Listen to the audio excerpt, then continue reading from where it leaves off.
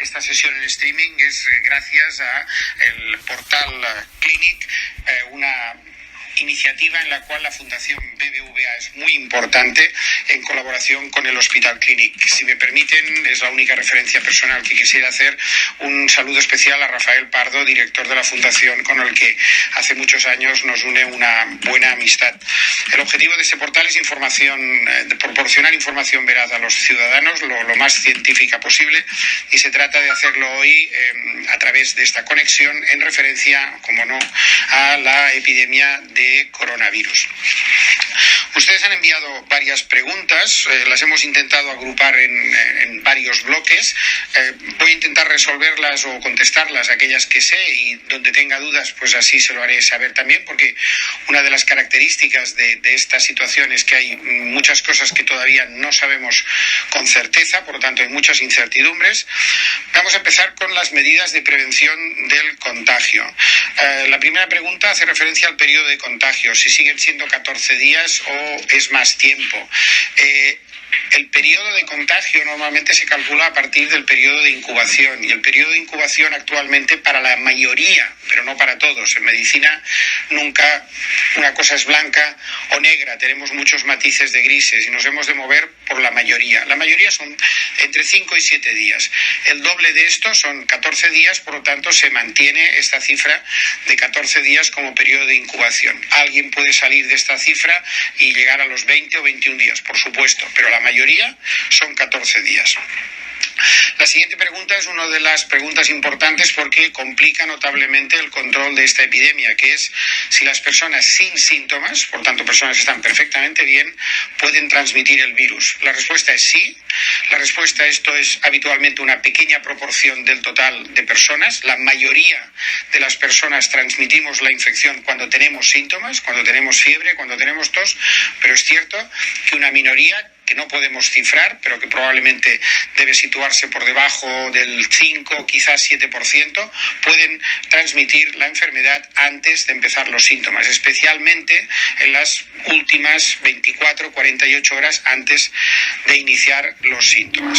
La tercera pregunta es derivada de esta. ¿El riesgo de contagio es mayor si se tienen síntomas? En principio sí, pero la carga viral que hay justo antes de empezar estos síntomas ya es suficientemente alta como para que pueda contagiar, como hemos comentado, justo antes de los síntomas. Pero la mayoría es un contagio con síntomas. Más síntomas significa habitualmente más carga viral.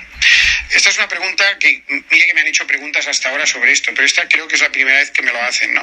Dice, si una persona está haciendo deporte y suda, ¿es más fácil el contagio? La respuesta es no, especialmente por el sudor. La respuesta es no. Esto se transmite por la respiración, por hablar, etcétera, etcétera, y por el contacto. Por lo tanto, es cierto que una persona que está haciendo deporte respira más rápidamente y probablemente tiene un ritmo cardíaco también más acelerado, pero el riesgo de contagio sigue siendo el mismo. Por decirlo de forma gráfica, si ahora no podemos, pero si hacen ustedes deporte por parejas y dos personas corren a 2 metros de distancia, por mucho que suden, el problema está en que se acerquen y respiren o hablen uno con el otro directamente. ¿Es recomendable el uso de guantes desechables? La respuesta es no, si no hay una necesidad, por ejemplo, en sanidad o de manipular alimentos, etcétera. La mejor manera es lavarse las manos antes, durante, después, otra vez después y todas las veces que hagan falta. Y lavárselas con agua y jabón, siguiendo una técnica relativamente sencilla, y especialmente importante es el tiempo de lavado. Todos tenemos tendencia a poner las manos debajo del grifo, echar un poco de jabón, aclararlas y ya está. Hay que estar mínimo 30 segundos frotando bien las manos, frotando los dedos, frotando las palmas, frotando los pulgares, etcétera, etcétera, para poder conseguir un lavado eficaz. Y el agua y el jabón, por diferentes propiedades químicas, son perfectas para poder sacar el virus de nuestras manos y eliminar el riesgo de contagio a partir de las manos.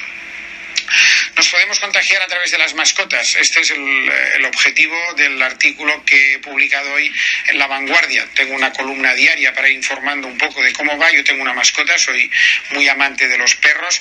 No hay ningún riesgo de contagio del perro o del gato o de lo que sea a las personas. Hay una famosa noticia de que un perro en Hong Kong se infectó y lo más probable es que se infectara a partir de su dueña, que sí que tenía la enfermedad.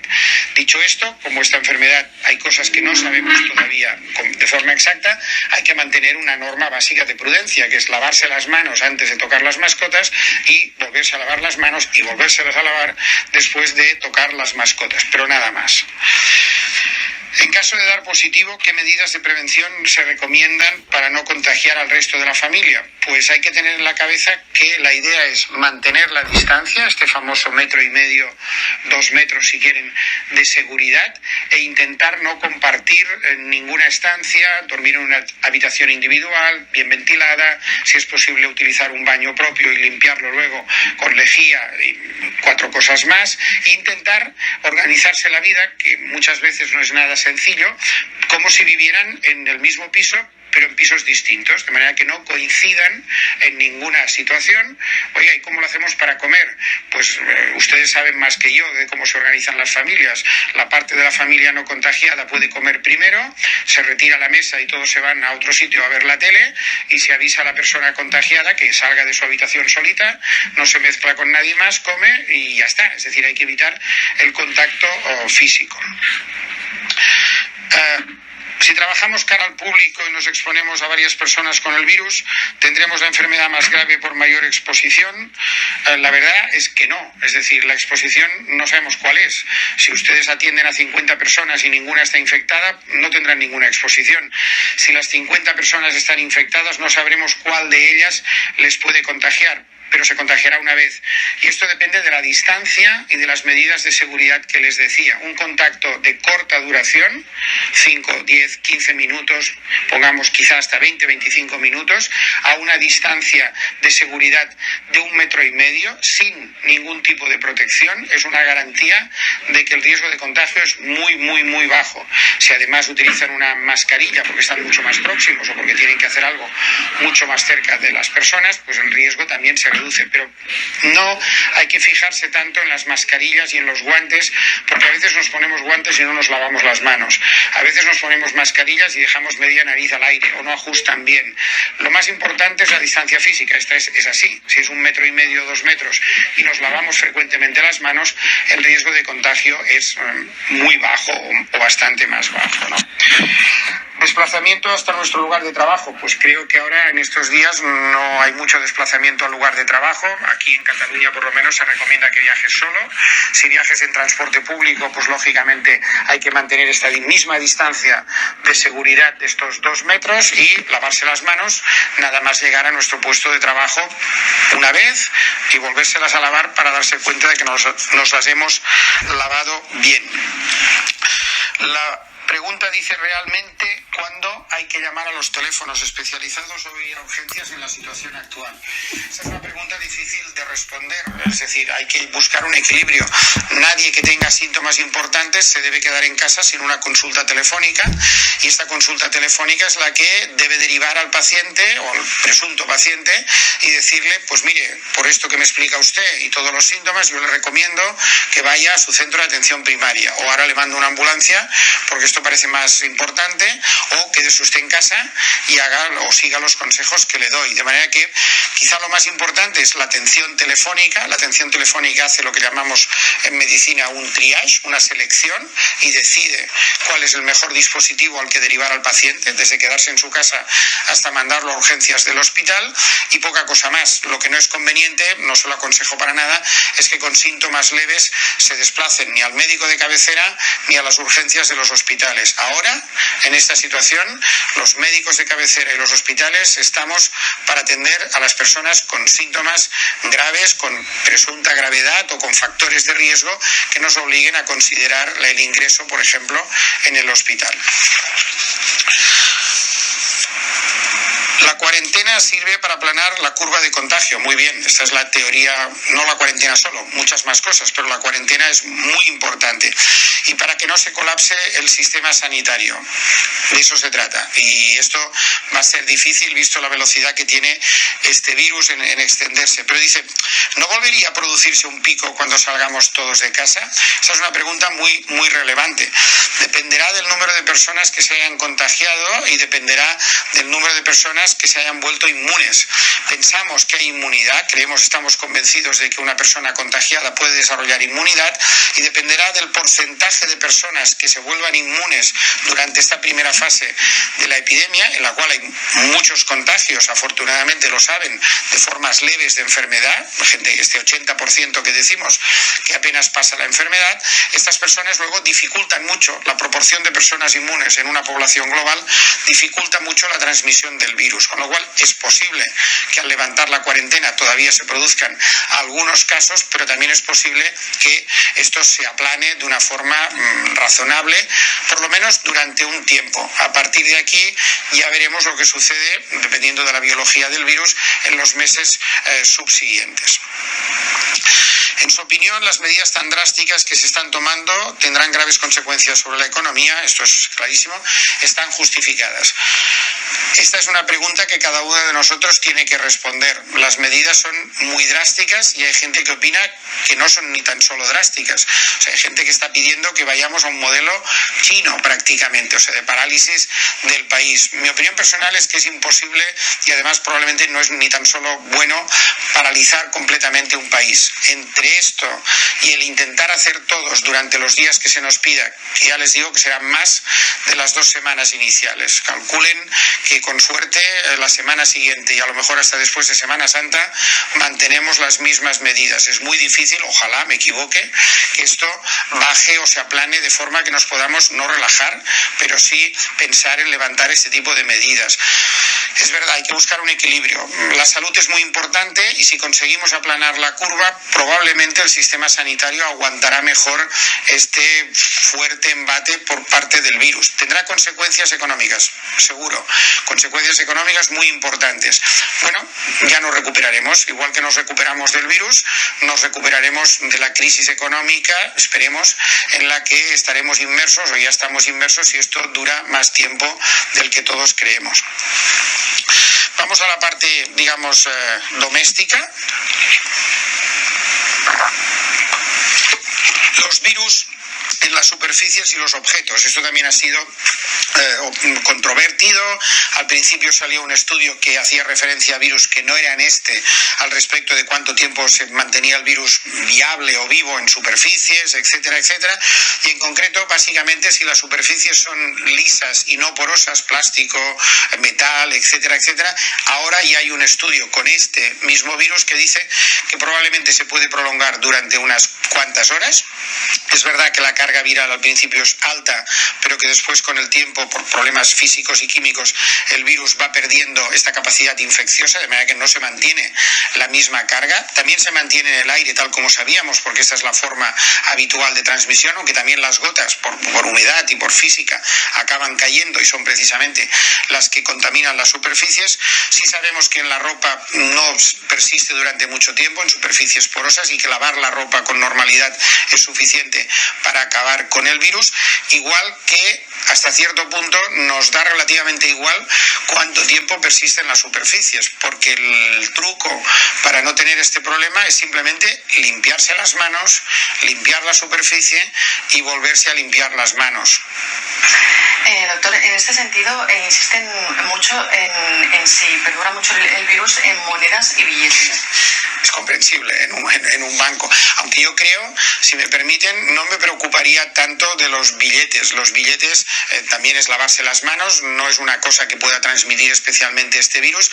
Si se fijan, les he dicho antes que lo importante son las superficies lisas, no porosas. Para entendernos, persiste más en una tarjeta de crédito.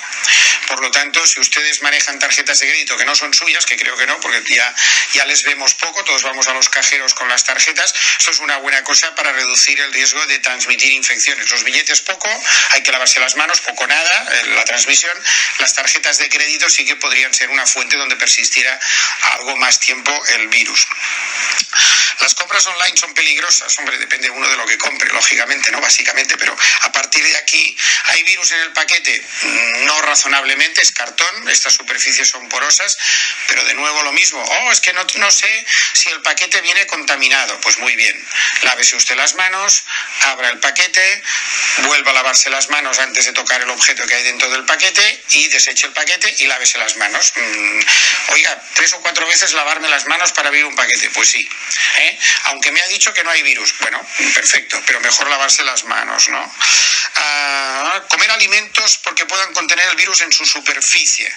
Bien, no tanto porque alguien los haya tocado en el supermercado, esto parece bastante menos probable, sino es la misma situación de proximidad. Si yo estoy comiendo a corta distancia con alguien y esta corta distancia es suficiente para que mis secreciones, que estoy infectado, lleguen al plato del vecino que está a 50 centímetros en una barra, por ejemplo, podría ser que el alimento se contaminara y en el momento de tener contacto con las mucosas pudiera contaminarse.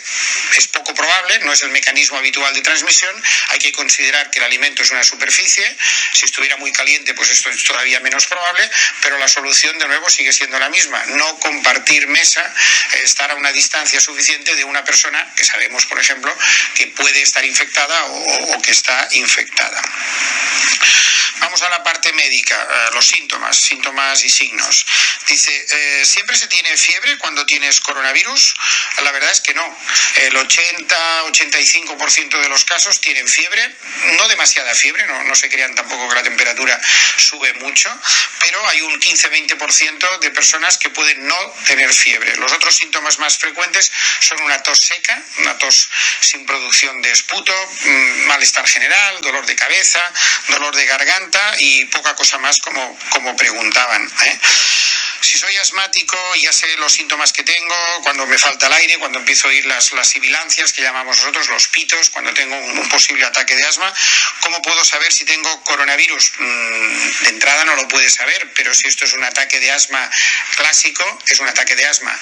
Y si tiene fiebre y entonces la cosa se complica y empieza a tener sibilancias, los pitos, pues entonces tiene que consultar obviamente con su médico para que decida cuál es la mejor opción para gestionarlo, ¿no?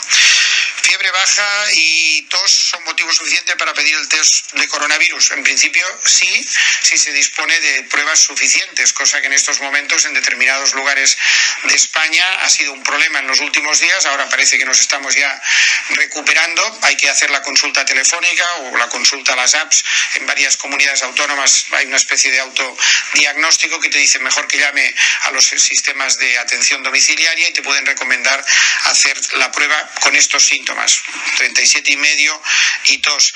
Para aislarse y dejar de ir a trabajar, de entrada si le recomiendan hacerse la prueba es que sí, seguro, y si no, en las actuales circunstancias también lo más recomendable es que una persona que tenga síntomas, si no está ya en su casa, se quede en su casa, esté aislada por precaución y por lo tanto tampoco debería acudir a trabajar. Lo consultan con sus jefes o con los servicios de prevención de riesgos laborales, pero en principio una persona con síntomas y más en esta época que estamos confinados, la mayoría de nosotros es mejor que aumente las medidas de autoprotección. Es verdad que los pacientes asintomáticos son los mayores propagadores del virus. No es verdad. La mayoría son los sintomáticos. Lo que pasa es que los asintomáticos son los que no vemos. Y si no los vemos no los podemos detectar y no los podemos aislar. Por lo tanto, en estas horas o días antes de transmitir o algún paciente que pueda transmitir el virus durante toda la enfermedad sin tener síntomas, estos son un problema y lo que hacen es aumentar el número de contagios. Pero los que más contagian, el número más importante, son las personas que tienen síntomas. Embarazadas. Bien, las embarazadas siempre son una preocupación especial para todos nosotros y obviamente para toda la sociedad, ¿no? Los datos de que disponemos de esta infección, de esta enfermedad, la COVID-19 famosa, en embarazadas no son demasiados. Las series en China, a pesar de que incluyen decenas de miles de pacientes, no hay demasiadas embarazadas y vamos a intentar responder a dos o tres cosas que son las principales. Una mujer embarazada puede sufrir la enfermedad, sí, igual que la población general. ¿El hecho de estar embarazada supone un riesgo mayor para contagiarse? Respuesta no. ¿Supone un riesgo mayor para sufrir formas más graves de enfermedad? No lo sabemos porque en general, por diferentes problemas, las embarazadas que tienen algunas enfermedades febriles, especialmente enfermedades pulmonares, puede ser que tuvieran un cierto riesgo, un pequeño riesgo más de sufrir alguna complicación pulmonar, pero no especialmente significativo, no como la edad o no como sufrir una enfermedad cardiovascular. La pregunta más importante que preocupa a las madres es: ¿puedo transmitir la infección a mi hijo, al feto? Básicamente, la respuesta, con los datos que se tienen, es bastante contundente. No hay ninguna evidencia de la transmisión del virus COVID-19 de una mujer embarazada al hijo que lleve dentro. Esto es que no, el hijo nace sin el virus. Hay algún caso, que es lógico, si la madre está infectada en el momento del parto, hay el parto y luego se coge al niño, se pone encima de él, le tose, etcétera, etcétera, etcétera, puede contagiar, igual que puede contagiar a otras personas, al niño, pero no por lo que denominamos transmisión materno-fetal a través de la placenta. Este virus no se transmite. La siguiente pregunta tiene que ver con esto. En el periodo de lactancia, ¿se puede transmitir este virus al bebé con la lactancia materna?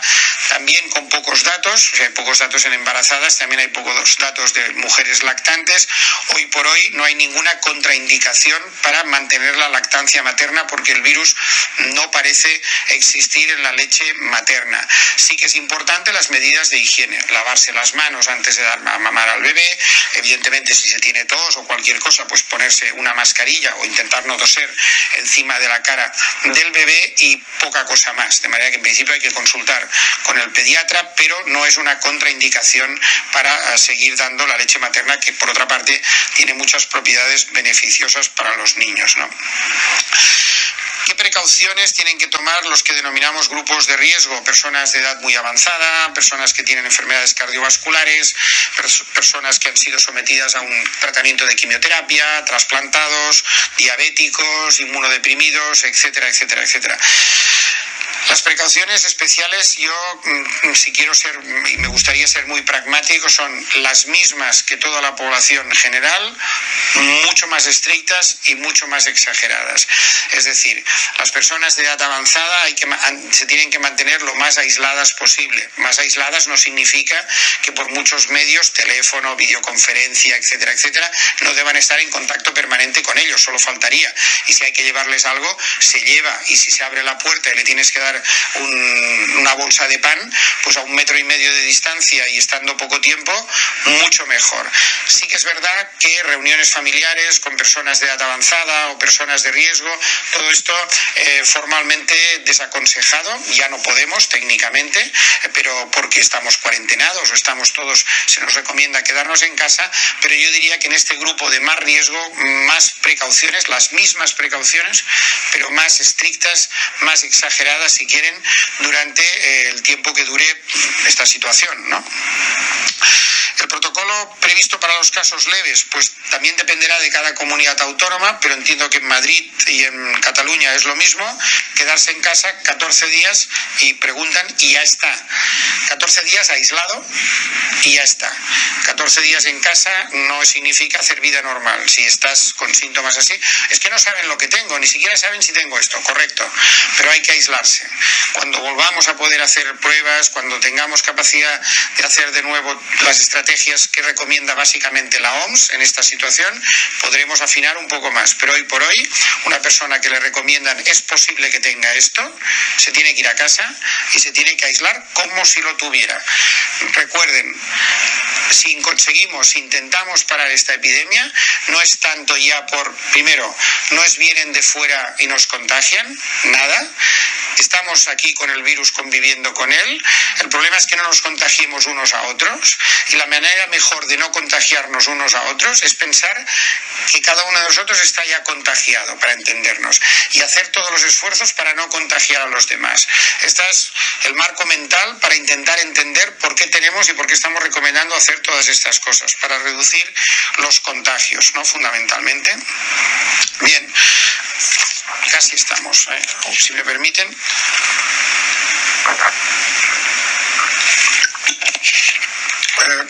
Les anuncio que también que las personas que están grabando están a 2 metros de distancia al otro lado de la mesa. Yo voy sin mascarilla porque estoy en mi despacho que está fuera del hospital y como no tenemos aquí más riesgo que en casa, pues en principio seguimos trabajando mientras podamos de la mejor manera que podamos, ¿no? Novedades sobre la inmunidad y el tratamiento, previsiones de futuro. Bien, la pregunta del millón, y esta nos ayudaría mucho a saber por dónde pueden ir muchas cosas. Una vez que alguien ha pasado la infección, ¿queda inmune? Creemos que sí, no lo sabemos con certeza, pero creemos que sí. Sí sabemos por otros virus, no por este en concreto, supongo que estos datos empezarán a aparecer dentro de poco tiempo. Pensamos que puede haber una inmunidad que llamamos de corta duración. Corta duración no sabemos si será medio año o un año, pero seguramente, porque otros coronavirus se comportan así, no será una inmunidad de larga duración, será de corta duración. ¿Y por qué es importante esta pregunta? Porque si no hay inmunidad, estamos expuestos a que rápidamente, lo que comentábamos antes, en cuanto se levanten las medidas de cuarentena y tal, todos volvemos, para entendernos, a la casilla de salida y estamos en el mismo lío. Esto parece que no sucede. Por lo tanto, un cierto grado de inmunidad tiene que haberla. Si hay inmunidad, podemos pensar en vacunas. Ahora veremos, seguro que hay alguna pregunta sobre las vacunas. Si no hubiera inmunidad, lo de la vacuna empieza a perder muchos enteros y la cosa se complica de forma notable. De manera que la respuesta es sí que debe haber inmunidad, o que estamos prácticamente convencidos de que la hay, de corta duración. ¿Es cierto que el ibuprofeno puede empeorar la enfermedad? Pues miren, estos 3 últimos días la respuesta es ni yo lo sé. Unas agencias dicen que sí, otras agencias dicen que no, otras que depende. Bueno, como todo, aquí hay una alternativa para la mayoría de la población: tomar paracetamol en lugar de ibuprofeno. Si alguien toma ibuprofeno, en absoluto piense que lo siguiente que va a hacer después de tomarse la pastilla es infectarse por el coronavirus. Esto tampoco es así. Y como hay mucha gente que requiere el tratamiento del ibuprofeno por las enfermedades otras que tiene, debe consultar a su médico qué es más importante, si mantener el tratamiento con ibuprofeno por un posible aumento del riesgo de la infección o de la respuesta a la infección por este COVID, o si hay alternativa como el paracetamol u otro, pues pasarse al paracetamol. La OMS ayer emitió un comunicado diciendo que sí que creía que había un cierto mayor riesgo. No me lo he leído a fondo todavía, esperaremos a ver qué respuesta dan las autoridades sanitarias españolas, la Agencia de Medicamentos y Productos Sanitarios, a la luz de esta aparente contradicción que hay, ¿no? Nos dijeron, y lo hemos dicho y lo mantenemos, que este virus tiene mayor impacto en personas mayores. Es así. Los índices de mortalidad son mucho más altos en personas mayores. Para entendernos, una persona de menos de 30-35 años tiene una probabilidad de morirse inferior al 0,1, 0,2, 0,3%. Una persona de más de 80 años, en el otro extremo de la vida, tiene una probabilidad de morir con una enfermedad grave por COVID que se acerca casi al 12, 14 o 16% en la mortalidad global. Y en concreto, en este grupo, en los casos más graves, la probabilidad de morir, más de 80 años, es prácticamente del 50%. Es lo que llamamos el índice de letalidad. Pero siempre, 80% suele ser gente que no tiene este tipo de complicaciones, pero hay siempre un 20% de formas graves. Graves no significa acabar en la UCI intubado y ventilado. Esto es posible y de hecho hay muchos pacientes así, pero grave también significa ingresar en el hospital por una neumonía. Pueden ser personas jóvenes enfermas o personas jóvenes sanas. Siempre habrá alguien, y el porcentaje es pequeño, pero cada uno tiene nombre, apellidos y familia, que pueda tener una enfermedad grave estando previamente sano. En esta infección sucede exactamente lo mismo. El virus está mutando y da cada vez lugar a infecciones más graves.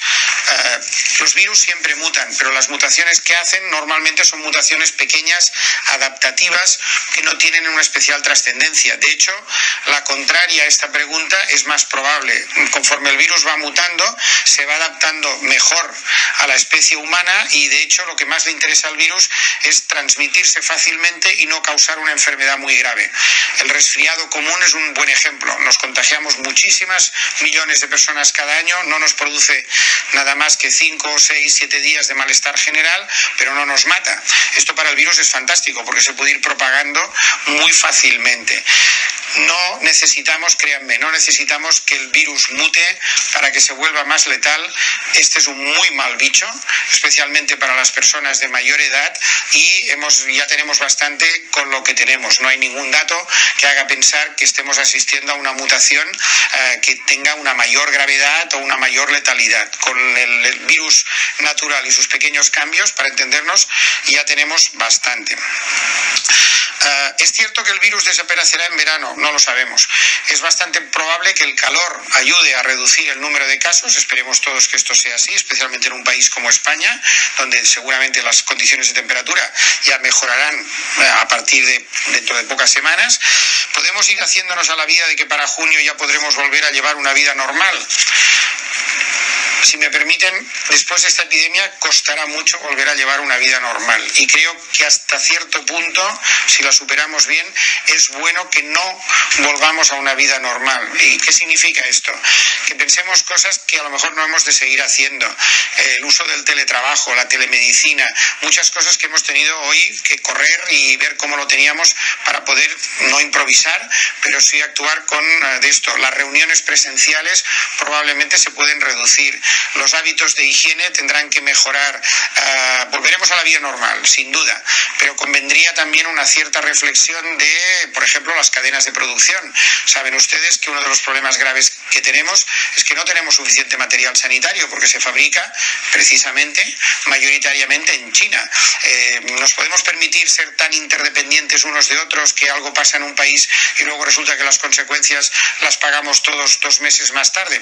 Una cierta reflexión será buena, especialmente, y si me permiten, aunque esto dirán, hombre, barre para casa, toca. Hay que reforzar el sistema sanitario, hay que reforzar e invertir en investigación, en métodos tecnológicos para hacer mejor el seguimiento de contactos, en los servicios de vigilancia. Esta no será la última epidemia, afortunadamente. Han habido muchas epidemias a lo largo de la historia.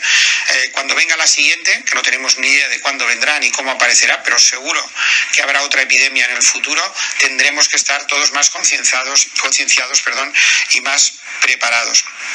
Y la última dice, ¿en cuánto tiempo se tendrá una vacuna? Pues en teoría, haciendo caso a los plazos que tenemos establecidos para que se pueda demostrar que la vacuna es segura y que la vacuna es eficaz, en el mejor de los casos estamos siempre hablando de 12 meses, quizá 18 meses. Pero si esta enfermedad avanza de forma rápida, también avanza de forma muy rápida el conocimiento y, por otra parte, la información. La información, créanme, si me permiten un consejo, ahora continuaré hablando de la vacuna, es intenten desconectar de la avalancha de información que tenemos, intenten desconectar de los WhatsApps, que esto es cierto, mira lo que dicen, ahora fíjate, ahora viene una teoría por aquí, ahora viene otra teoría por allá. Se puede uno fiar más o menos de las autoridades sanitarias, y las autoridades sanitarias, como todo el mundo, cometemos errores, pero hay que fiarse de las fuentes oficiales, hay que fiarse de la ciencia, son los que tienen todos los datos, son los que mejor pueden interpretarlos y después dar las recomendaciones. Y se lo digo porque ayer y hoy han salido 2 noticias de que en China ya estaban a punto de ensayar la vacuna. Esto es si fuera una noticia, sería la noticia mejor, independientemente de cómo acabe este prototipo de vacuna, pero es extraordinaria la rapidez. Tanto una compañía norteamericana que dice que también cree tener un compuesto que puede acabar siendo una vacuna. Estas son buenas noticias, pero son noticias del primer capítulo. La historia de la vacuna debe tener 6 o 7 capítulos como mínimo: si es segura, si es eficaz, cómo la vamos a administrar, cómo se va a fabricar, las garantías de calidad, cómo la damos. Estos capítulos no se pueden saltar, no se puede leer el final de la novela, porque la vacuna se pone a personas sanas y por lo tanto tenemos que garantizar que no produce ningún daño y que protege de esta enfermedad. ¿Tendremos vacuna? Creo que sí. ¿La tendremos para esta temporada? Con toda probabilidad no. Por lo tanto, el mejor consejo que les puedo dar antes de despedirme es: quédense en casa, no se contagien unos a otros, piensen que están contagiados y lo que tienen que hacer es no contagiar a los demás, tómenselo con calma. tengan mucho ánimo, sé que es difícil, intenten ayudar a que el sistema sanitario no nos colapsemos y que por tanto podamos dar la atención suficiente a las personas que más lo van a necesitar, que lo están necesitando ya. Muchos ánimos entre todos y la vida volverá a la normalidad en algún momento y esperemos estar todos no, pero una inmensa mayoría de nosotros aquí para poderlo seguir celebrando. Me gustaría, doctor, con estos últimos consejos, pues transmitirle que nos han dicho desde el grupo BBVA pues que le traslademos el agradecimiento por su disponibilidad por este encuentro digital y que les ha resultado muy útil. Me alegro. Tenemos todos muchas dudas, no se crean. Esperemos que poco a poco las podamos ir resolviendo. Mucha suerte a todos, mucho ánimo y de nuevo, muchas gracias.